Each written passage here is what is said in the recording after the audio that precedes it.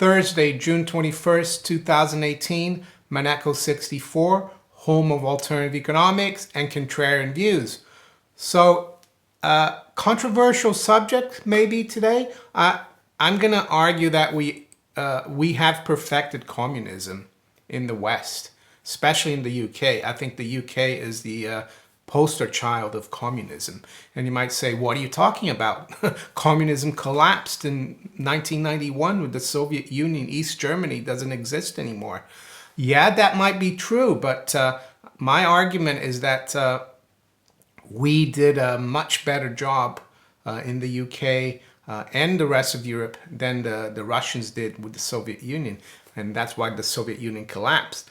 But to say that we have free markets, capitalism is completely bogus in my opinion. And I'll go through why I think that. I'll look at the Communist Manifesto, read through the planks of the 10 planks of the Communist Manifesto. I'll go over some of the things going on now in the UK, monetarily, politically, socially, and you can disagree with me, but hopefully I'll convince you that we're actually being oppressed by a centralized authoritarian system run by very few people, by the Communist Party. Yeah, we do have two parties, two-party system, maybe three-party system in the UK. We got political parties, but they're all just like the same. And why do I say that? Well, because the money power is in charge of all of them. And I'll come back to that later. Right now, I'm going to look at what the phony communist markets are doing this morning at 8:30 a.m. London. Gold, of course, which is the enemy of communists because it's decentralized money. It's money of the people, money that is real, money that communists hate. That's why they, when FDR came to power, he was a communist. He confiscated Americans' gold. That's what Lenin and Stalin did. That's what Adolf Hitler did. That's what every authoritarian does. And then they try to keep control of it. So to make sure people don't run away from their communist fiat money. So right now, spot gold 1264, down 3.5 in dollars. Range has been 1262 to 1270. Am I concerned about the communist price of money? No, because I've got the real stuff, you see, gold and silver. Yeah, and if they want to take it away from me, they'll have to, break my door down, the communists. So silver, 1623, down 3, range 1618 to 1633. So the Dow, the major communist indicator, is up 28, 24,692. S&P up 7, or 0.25%, 2774. The NASDAQ 100 is up 0.4% at 7310. The Soviet pound is at 131.44, down 28, or 0.25%. So it's continued to drop. That's the other thing communists do as well. They control the currency. They debase the currency. Even Lenin said the best way to kill the bourgeoisie is to through a process of inflation. And that's what they do here in the UK. I mean, 6 weeks ago, the pound was at 143. We're now at 131. The euro down 0.15%, 115.55. Dollar up 0.25% against the yen at 110.60. So yeah, the communist money move against each other, of course. Does that mean that they're worth anything? No, they're just worth only the paper they're printed on, not even, I would say. So why all this talk about communism? Well, today is the Bank of England meeting where the Politburo of the Monetary Politburo of the UK, they meet, 9 guys, and they decide what, almost, 65 million people should use as a price for money. 9 guys. So they're expected to keep their phony interest rates unchanged at 0.5%, even though the currency is being debased by probably more than 5%, maybe even 10. But people don't realize it. They they've been brainwashed, mainly because communist propaganda, communist indoctrination, communist schools, communist healthcare, everything. We've got it here in the UK. It's succeeded. Well, a lot of people, I listened to a video the other day, Eustace Mullins was talking about how FDR had, his 3 advisors were all agents of Moscow. And who sat together at Yalta to make half of Europe communist? FDR, Winston Churchill, supposedly conservative prime minister of the UK, but good friends with a communist. So yeah, we've all become communists. So before I go further, let's read into because you might be saying, you crazy, Mario. What are you talking about? We have freedom. We have capitalism in the UK. No, but let's go to Karl Marx Communist Manifesto. So the 10 planks, abolition of private property in land and application of all rents of lands to public purpose. So, I mean, how have they done that here? Well, I guess, a lot of people, the biggest landowners here are not the public. And if you are able to accumulate a lot of land, or a farmer, if you die, you've got the inheritance tax. So there you go. Number 2, a heavy, progressive, or graduated income tax. Well, we've got that here. We've got like 40% tax. We've got taxes on everything, VAT. We've got taxes if you park your car, they call it, you have to pay for parking. They have taxes if you drive too fast. I mean, we're taxed from all over the place in this country. And this is not just the UK, but I'm talking about the UK because I live here. I know more about here. So 3, abolition of all rights of inheritance. Well, there you go. Especially in Greater London, London and the areas around it, with the value of the houses. There are some people, elderly people, who live in houses they bought 50 years ago for £5,000, and the house is now worth $1 million. So if they were to die today, their heirs would be able to keep 400,000, about how much? 300,000 of that, and then the 700,000, 40% of that would be taken by the communist government of the UK. So they haven't done it all yet. And the other way they do it is through taxation as well. Let's say, yeah, you build, you work all your life, you pay income tax, you pay all the taxes, you're able to save, and you leave it to your heirs with your property, and they'll tax that as well, the investments you made. 4, confiscation of the property of all immigrants and rebels.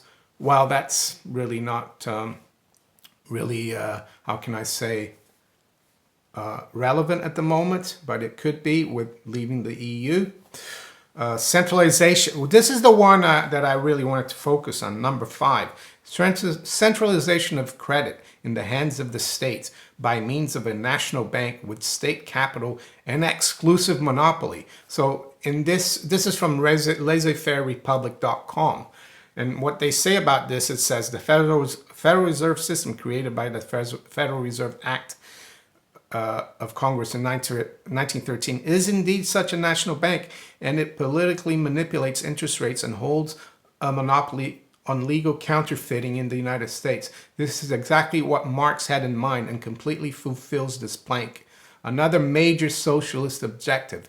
Yet most Americans naively believe the US of A is far from a Marxist or socialist nation. Well, you just replace that for the Bank of England, and there you go. And the other one that I wanted to talk about is this one here. Number 10, free education for all children in government schools. Abolition of children's factory labor in its present form. Combination of education with industrial production, etc. So, yeah, in this in the UK, they call it state schools. So yeah, and why do they want that? Well, because the communists can indoctrinate the children to make them believe that this is a normal, deceive people as well, so that we're free, we have a free market, and we have capitalism. That's how they do it.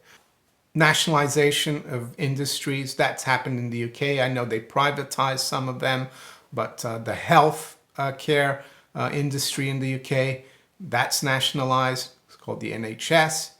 The British have been brainwashed into loving the institution, even though it's a complete failure. So there you go. So what's that got to do with what's happening now? Well, I was looking at the Bank of England here, their website. I saw there was a story yesterday, and it says, and it's from The Guardian, Labour to propose Bank of England remit to boost productivity. So this is a surprise because the Labour Party was supposed to emasculate the power of the Bank of England. They're gonna make them, lose their power. But now we have, and I read here, John McDonnell, Shadow Chancellor, will call for major changes to the UK's financial systems based on broad review. So, and I go on to read it. He says the Bank of England could be given a mandate to boost productivity, growth under a Labour government as part of opposition plans to overhaul the country's economic architecture. So we've gone from the communism that we have now, where the Bank of England manipulates every market in the country, to one where they're going to be given even more powers to overhaul the country's economic architecture. Has Mr. McDonnell ever heard of a free market where prices and individuals, they set the country's economic architecture?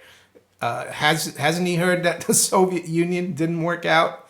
I guess he hasn't. So here he has, one bank is going to run the whole country.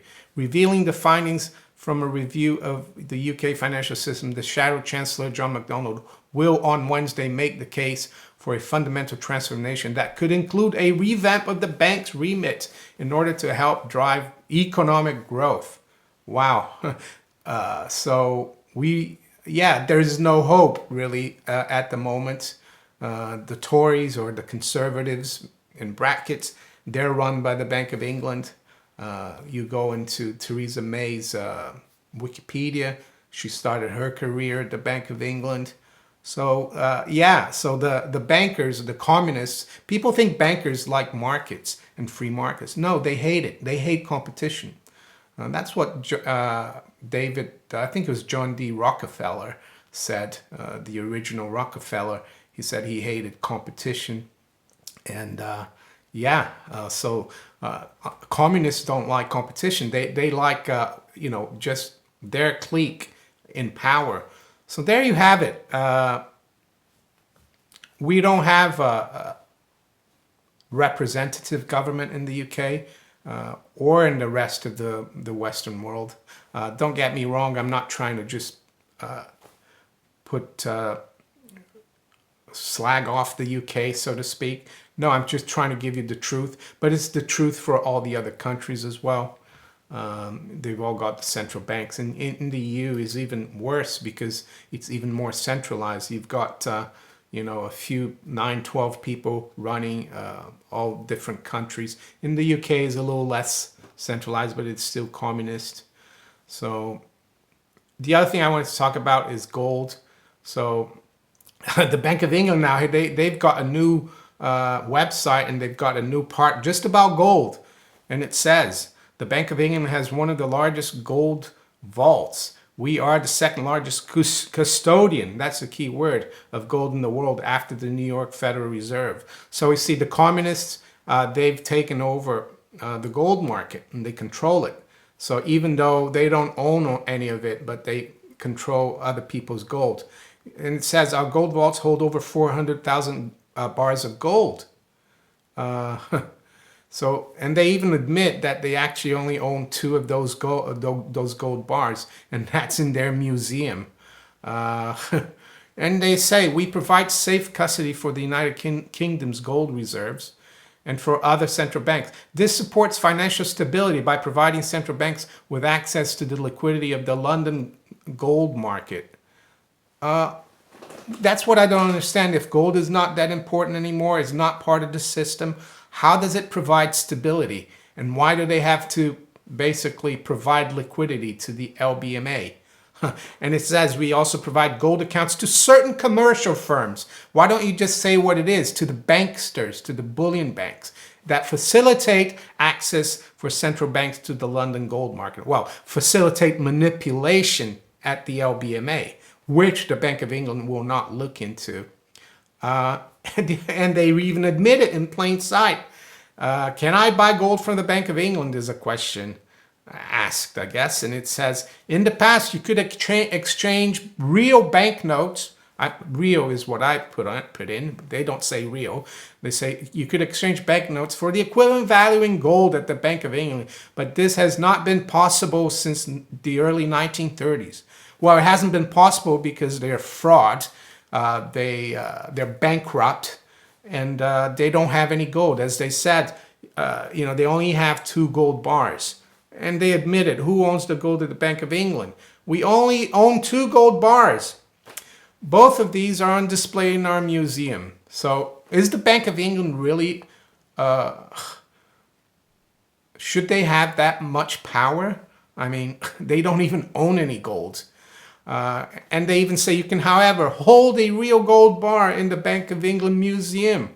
And they actually say, why does the Bank of England store gold? And they go on to say, gold is an important asset of foreign exchange reserves. Oh, I thought gold was a commodity. I thought gold was was gone according to the FT. I thought it was like a barbarous relic.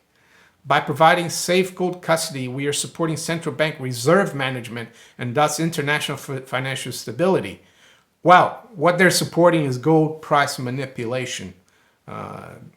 This is just communist propaganda here. So there you go.